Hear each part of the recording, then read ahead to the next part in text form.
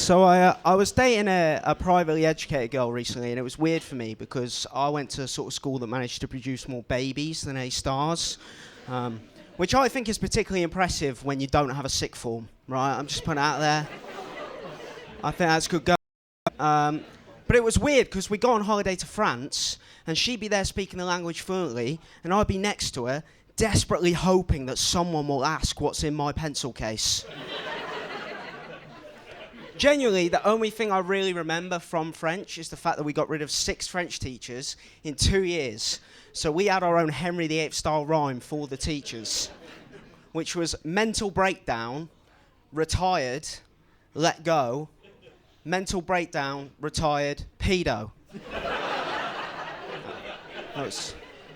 Last one probably weren't our fault, was it? Reason I was dating a girl who was privately educated is because I went to quite a middle-class university, sort of university where people say they're into rap music because they've seen Hamilton 3 times. You know, those sorts of people. I realised I was in the wrong place on my first week there, Freshers Week, right? Because someone was trying to convince me they were from a rough place, rough area. They're from Winchester. But I thought I'd humour them. I was like, oh, yeah, mate, why was your place rough? And they went, oh, we used to have some kids at our school that used to smoke weed. I went, mate, one of my teachers got sacked for selling weed and coke at the school prom, which was an absolutely mental end to year 6. So let me tell you, that was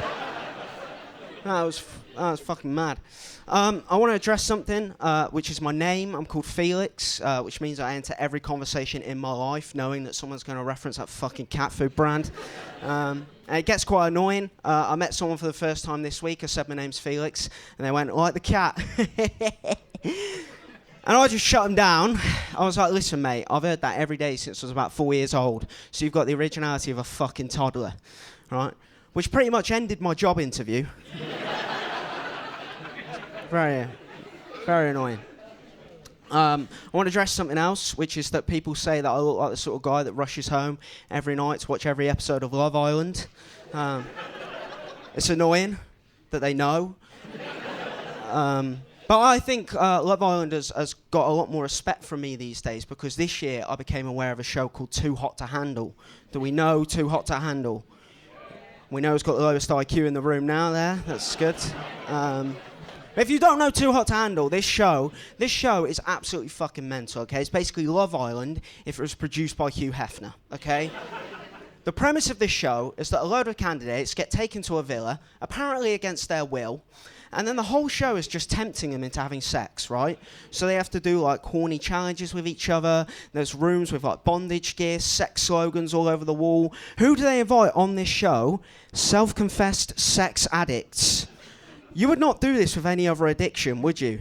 You wouldn't take a bunch of drug addicts to, like, a crack den, leave needles lying around, episodes of Rick and Morty on the TV. They get a text, this off a dealer. Netflix would never make that show. Channel 4 probably would. Yeah, they probably would. It's quite hard for me to make drug jokes, actually, because that's not really the addiction that I struggle with. The addiction that I struggle with is Haribo. It's a very embarrassing addiction. I would rather ask a shopkeeper for heroin than admit that my taste buds are not even yet mature enough for a vape. So what I've done is I've started waiting outside shops for 11-year-olds to come along and just go, excuse me, mate, couldn't nip in and grab us a bag of Tang Fastics, could you? And often they want something in return. I'm like, yeah, sure, mate. I don't care. I'll buy you alcohol. I don't give a shit. But the other day, this kid, he wanted some porn. I was like, mate, I can't go in and buy you porn. It's not the 1980s. And he was like, no, I want to see some nudes on your phone. And I was thinking, oh, shit, like, can't be distributing pornographic material to under 18s. That is definitely illegal. And I'd have the shame of becoming the first paedophile ever that was receiving sweets.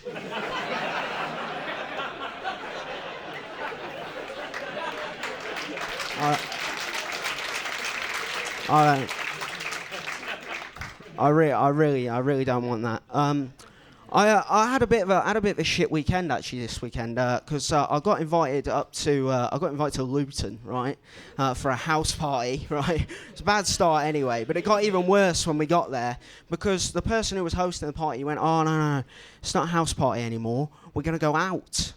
I think being told that you're going to go to a house party only to end up in a club in Luton is a bit like being told you're going paintballing only to end up in Russia fighting the Ukraine. Thank you.